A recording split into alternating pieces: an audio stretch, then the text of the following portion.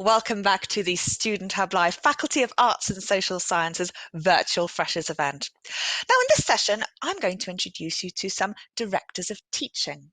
Now, what are directors of teaching, you might ask? Well, we're going to find out, and I am joined today by people who are directors of teaching, but also have other important roles in the faculty. So we have Richard Marsden, who is a senior lecturer in history and is the current director of teaching for the School of Arts and Humanities. We also have the lovely Matt Staples, who's the Director of Teaching for the School of Social Sciences and Global Studies, and Rachel Penny, who you may recognise from our previous session, who is a Director of Teaching for the School of Psychology and Counselling. So, welcome. Richard, can I start with you? I wonder if you could start talking a little bit about the schools and the specific subject areas and the disciplines, because many of our new students aren't going to be familiar with what a school is and how we sort of categorise things. So could you give us a brief outline, please? Yeah, no problem. Thanks, Karen. So there are three schools in the Faculty of Arts and Social Science, which is FASS for short. Universities love acronyms, so FASS is the faculty. And then, as I say, three schools inside it. The school I'm Director of Teaching for is the School of Arts and Humanities. So there's Arts and Humanities, there's Social Studies and Global Studies, which Matt is the Director of Teaching for, and then there's Psychology and Counselling, which is Rachel. Now, each school is made up of kind of disciplines that kind of sit nicely together. So in Arts and Humanities, that's classical studies, art history, creative writing, English literature, history, and music. So we think those kind of sit nicely together. But we also kind of run qualifications with other schools. So you can do history and politics. The politics department is in Matt's school. You can also do English literature and English language. And the language part of that, the kind of linguistics part of that, is in another faculty, the Faculty of Wellbeing, Education, Languages and Sport. But, one thing I wanted to mention is that although we kind of have these different disciplines in Arts and Humanities, one of the most popular degrees we run is the BA in Arts and Humanities. So what that allows you to do is to kind of study across all six of the disciplines in the school and some of the others I've mentioned as well outside the school. And just one other thing to kind of flag up, I suppose, is that although we have these disciplines, they kind of work very closely together. So particularly at level 1 on A111, which I imagine a lot of you guys will be starting on next month, it's a kind of interdisciplinary module. So what that means is that you study all six, there's actually 8 disciplines because it includes some from social studies and global studies as well.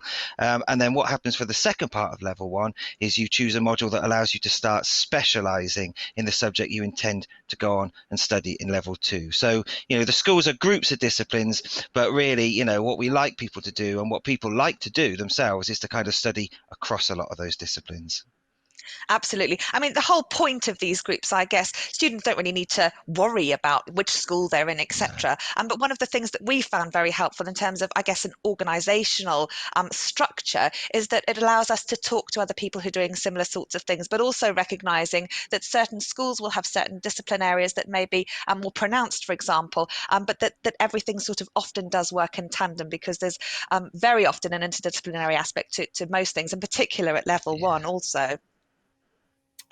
Absolutely. So, the schools are just ways for us really to organise what we do, and they're not a barrier to what students do at all. So I think that's a really important point. Thanks, Karen. Brilliant. No, that's wonderful. Well, thank you for that overview as well. It's interesting, I think, for students to find out more. Matt, can you tell us about social sciences and global studies? Yes, like Richard, I mean, like Richard's school, it's quite a big and varied school. We've got 8 disciplines: development, policy and practice, economics, geography, philosophy, politics, religious studies, social policy and criminology, and sociology. I'm glad I managed to get that out in one go. Very good. I'm impressed. We've got qualifications across all these disciplines. And then, like Richard School, again, we've got a very popular BA or BSc Social Sciences, where students can study across the disciplines and do a choice of modules, or they can do a social sciences core and then specialise in one of those disciplines as well. And then we have a number of joint or cross-faculty qualifications. Richard mentioned history and politics, which is a joint between us and Arts and Humanities. We've got joints with philosophy as well, with Rachel's school. And then we've got criminology and law, economics with maths, and I could go on. We've got environmental studies as well, which is also very big, which we share with STEM.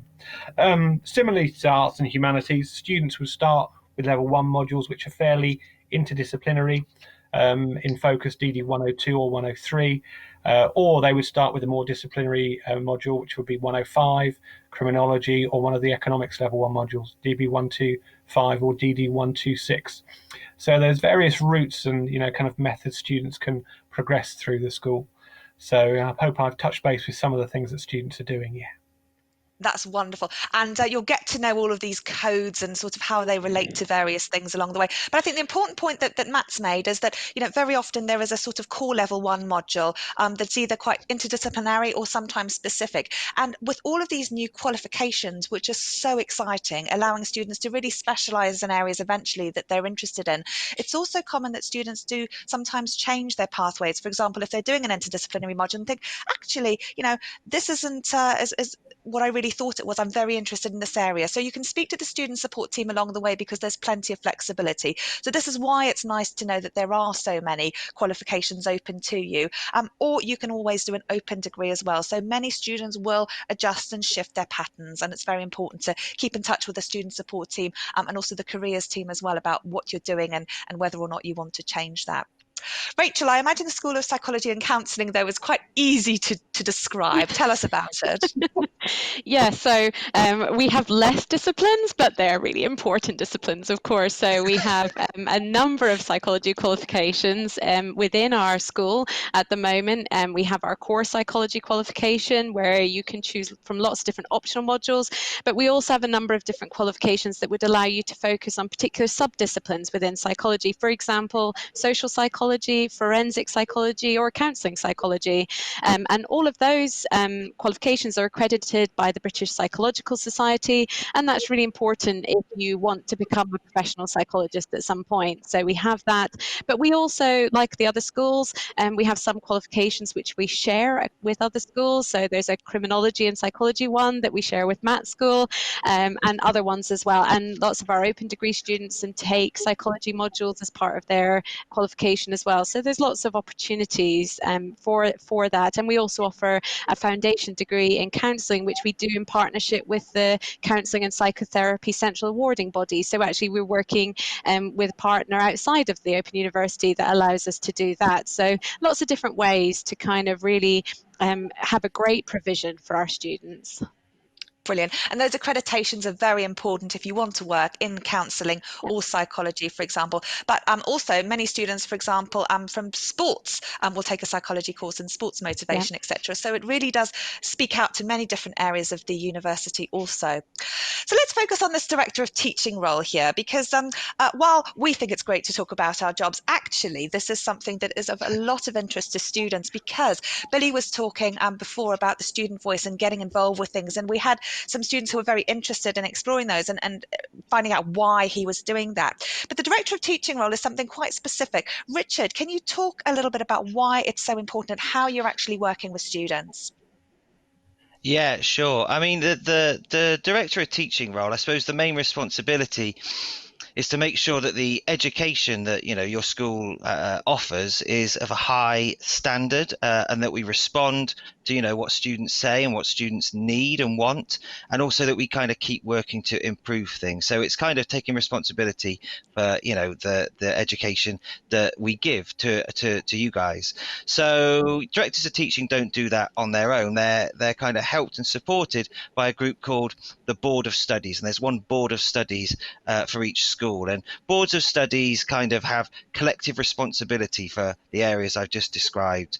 And each board consists of kind of people from the various disciplines that make up the school, but also very importantly, people from other parts of the university, such as the library and, especially the student support team, who we work very, very closely with.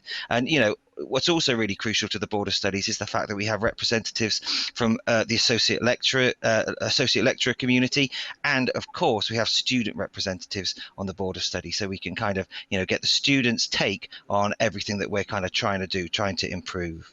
So one of the things that directors of teaching do is to advise kind of the school and the disciplines on curriculum development. And what that basically means is, trying to work out what subjects we should teach, what modules we should make, what those modules might look like, how they might work for people, and, how they fit into our qualifications. That's a big part of what the Director of Teaching and the Board of Studies does. And, the role of the Board of Studies in that, this kind of group of people who advise the Director of Teaching, is to bring their expertise and give that kind of feedback on new ideas for kind of modules and qualifications, at different stages of design. And then, the aim of that is to kind of, make sure that what we do is the best that it can be. It all links to a lot of the processes that the university goes through in terms of quality assurance, etc. But these boards of studies are wonderful places, actually, and I'm on one, and we have, as you say, Richard, lots of different representatives. And if I were a student watching this at home, I'd think, oh gosh, I couldn't possibly contribute to that. But when we ask students about their opinions and their voices, they may go and gather some data for us. They might ask their colleagues, what do you think of this? What do you think of that, etc. Or they might say, actually, I don't really like it like that. So it's just giving general feedback in terms of that. It sounds very sort of robust, and I guess it is in that sort of sense. But also, it's important that the student voice doesn't necessarily need to be anything profound or over and above. It's just really saying how those students are experiencing it and what they're finding out from others, isn't it, Richard? Yeah, absolutely. So, I think it's very easy in any organization for kind of people to who are kind of, leading on things or making things, to kind of just think, what I know is best, and we're going to go and do this. And, that's a fundamental mistake, because, if you're not kind of listening to, the people you're kind of providing a service to, providing an education to, then, they're going to go off you very, very quickly. So, yeah, it's absolutely crucial. I may well talk a little bit more about the role of the student rep a little bit later, if that's all right, Karen. Yeah, that's perfect. We'll make some time for that. Now, Kerry wants to know, we must just answer this quickly because she's highlighted all of her books. Are they hers to keep, Richard? Her module Yes, books. they are. So the only drawback with highlighting them is you can't flog them on eBay afterwards. But they're yours to do with whatever. You wouldn't when want you finish to. your module, if you finish your module and you've got a wobbly table, right, just bear it in mind. Those books are very handy on that front. Brilliant. Thank you so much. And also, someone's interested in a linguistics degree. You're going to have to come along this afternoon because we have a different session about applied linguistics. And so we'll be talking about that. But do come along and check out the programme and see which sessions late afternoon you'd like to come and watch to find out more about that. So, Nat, I wonder if we can follow up from what Richard was saying. So Richard's really been talking about how, I guess, we're informing the curriculum, ensuring quality, etc. But once that's done, directors of teaching are sort of very actively involved in the presentation of that curriculum. Can you talk us a little bit through what happens? Yeah, no, very much so. I mean, once we've decided which modules and which qualifications we're going to present, and they're live to students are on them, we engage in something which we call, active presentation. So we, as directors of teaching and directors of the SST, we work with module teams to make sure that what we do is the very best we can do. We look at data and we get feedback from students, feedback from ALs, and look through how we're presenting the module, how the content is working, how we're assessing students, how the tuition strategy is working. And we look to improve things on it's continuous improvement. It's kind of monitoring and enhancement, as it were, throughout the year. If there's things that the university wants us to look at, new initiatives, we would again work with module chairs and module teams. We get together on a regular basis to look at best practice that maybe some modules are implementing. And so we work together, to kind of as a kind of team effort, and we would lead that as directors of teaching. So two things I would kind of raise. Go on, Karen. What stuff have you done then? If you're saying, we are doing stuff as a result of this, can you maybe give us an example of how you've actually, I guess, joined things up? Yeah, two concrete examples. One is we introduce an SSGS. Students are saying they'd like a kind of guide at the start of the module to, help them answer any questions they have, because lots of questions were coming up in welcome forums, and so we implemented a quick start guide. That's one I haven't heard of. Social sciences and global studies. That's our school. Sorry, yeah, social sciences and global studies. That's our school. Great, so thank you. we implemented a quick start guide, which students will get either in their pack or sent to them online with loads of the answers to the questions that they've been asking in previous years to help them get started on the module. And then secondly, we've had a FASS-wide tuition review, and we've implemented a tutor student group meeting at the start of every module, because that's something that students said they would value and something that the tutor said they would value as well. Some modules we're doing anyway, but we've mainstreamed it in response to feedback that we've got from students, and in through discussions between module teams, directors of teaching, and ALs. And so that's those are two concrete examples of how we've responded to feedback and implemented change. Yeah. That's brilliant. And that sounds really, really helpful. And again, things that really mean something to students that one can implement if only one knows about them. And that's why the student feedback has been so important. Pauline says it's lovely to put faces to names. I'm guessing, Pauline, you're studying DD 102. So we've talked about what's happening at the planning stage. We've talked about sort of what's happening in the module. Rachel, can we talk about, I guess, at the end of the module in terms of the director of teaching role? And because many students don't really, I guess, understand some of the processes that we go through as a university to make sure that every student's qualification is fair. Can you talk a bit about what happens at the end of the module results process for students, each presentation? Yeah, so again, one of our roles, because there's a multifaceted role really, we oversee the module results process for students who are studying our qualifications. So that means working with the module teams and working across the schools to do those last checks before module results are released, and just to make sure that the results are fair, they're the right results for students, and that they're consistent. So just that kind of extra layer of quality assurance, and that's really important just as part of it, the whole bit of the year. So we're planning, we're working during it, and then we're also involved at the end of each year. So I think it's a real holistic view that we need to take, actually, just to support our students through each step of their journey, actually. No, it's really important. Rachel, people are talking about accredited and non-accredited counselling courses in the chat, which is a very important issue. And I guess a lot of that depends to some extent about what you're wanting to do with your qualification. But it's great to know that those OU courses are accredited also. Okay, so the students can be assured, I guess, that there is a quality around their teaching, as they would be. But it's nice to be so explicit about, I guess, about the stages of those processes and also the student voice within that. What's another example, Rachel, about how students benefit from some of the work that you're doing in terms of quality? Yeah. So, so as well as the active presentation part that Matt was talking about, there's also a process called the QME process, which is about quality and monitoring enhancement. See, as Richard said, we love a good acronym, and that's all about. At one point in the year, we do kind of reviews of the modules, of the qualifications, and as a whole board of studies view, and that just gives us a kind of snapshot in time about how everything's going and how everything's gone over the previous year, and that's really helpful because that informs our planning and what our areas of focus will be. But it also allows us to share examples of best practice with colleagues across the university, and also to hear about some of the great work that's happening in other parts of the university that might also benefit our students. So it's a real two-way process, and it just allows us to check in with each other. And as I said, really it's always about finding new ways of supporting our students and hearing what other parts are doing as well.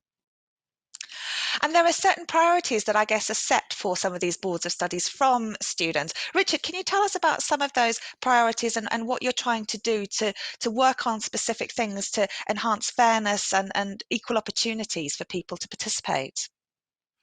Yeah, no problem. So, I mean, I suppose it's the directors of teaching that kind of set priorities for the board of studies, but that's kind of in consultation with lots of other staff members. We don't just make stuff up off the top of our heads. Although, much as we would like to, rule by diktat, but no, we wouldn't be allowed.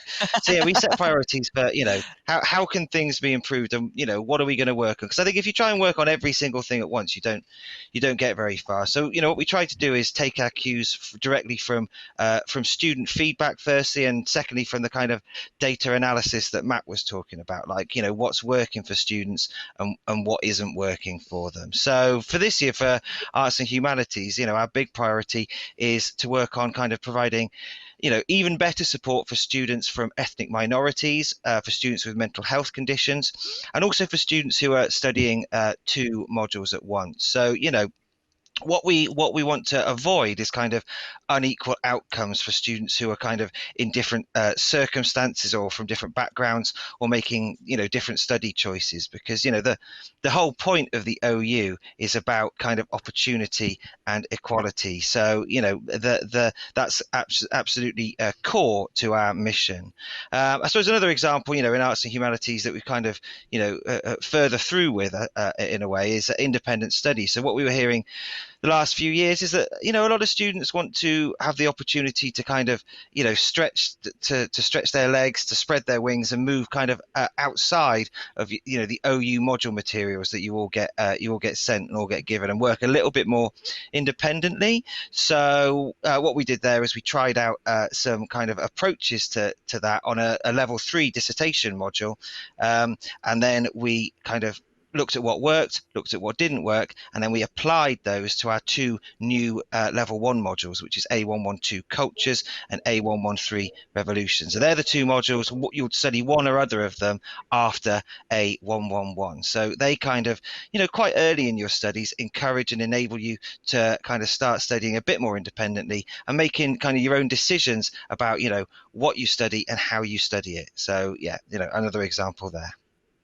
Brilliant. Now we're nearly out of time, and I know, Richard, you wanted to talk a little bit about that role. I just wanted to add a couple of things, which I know there's been a lot of work in the faculty around creating communities, and there's been a lot of work, I guess, since COVID as well, about developing face-to-face and online study days where people can come together, students and academics, and enjoy talks. And the faculty are really sort of trying to get involved with those different societies, etc. So there are lots of qualifications and societies that people can get to grips with. And also, we've been talking a lot earlier about student voice and the importance of those things, and there are student consultations that happen in all 3 schools, where I guess we're seeking to hear students' voices in a variety of different ways. Richard, can you sort of wrap up with that sort of aspect, and also what you wanted to say about the role that Billy had earlier that many students were interested in? Yeah, absolutely. So, as you say, Karen, we have lots of ways of gathering, of kind of listening to students, basically. So we have a survey at the end of every module. We have the National Student Survey at the end of every qualification, but we also have consultations with students, both face-to-face and online, every year, and they're kind of done by school, but they're also done by kind of area, so geography is taken into account.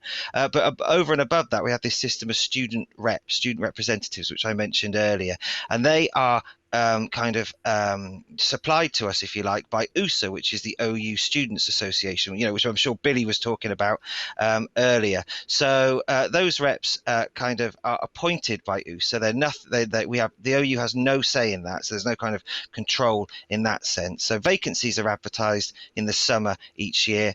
Applications are judged against a kind of role description, which is available on the USA website, and then, as I say, USA decide who those reps are, and then those reps, they come along to Open University meetings like boards of studies and lots of other kind of meetings, and they basically tell us what they think about the different things that we're doing, the improvements we're trying to make. They tell us what's working, what's not working. So anyone who's interested in that role, learning more about that, should definitely check out the USA website, which is just www.oustudents.com. But it's I think it's a really worthwhile thing to do, and it's incredibly valuable to us who work at the Open University, of course. That's absolutely wonderful. Well, I'm afraid we're out of time, but that's been a jam-packed session. Rachel, Matt and Richard, thank you so much for joining me and sharing all of the wonderful work. I imagine you guys don't have a lunch hour with all those things you've got to do. But it's great to see, I think, for students, how many of these things that they don't need to worry about, the quality and, enhancements, etc. But it's so reassuring to know that those are in place and that those are fed through. So again, like we were talking earlier in the day about level 1 and these interdisciplinary aspects feeding into something as students go up the qualification, it's great to know that there are people overseeing those processes and also making changes, so that these changes aren't just things that are in the pipeline. It's practically, how are they working, how are we evaluating them, and how are you reviewing them? And I think that in itself is so reassuring for students to know that there are people overseeing that nature of their degree. So thank you very much for that. Right, we're going to show you a couple more video breaks. We've got FASS and 50, an introduction to some more of the academics in the faculty. faculty, and then we'll show you a video about discovering Arts and Humanities at the Open University and psychology degrees at the OU. I'll see you after this video break.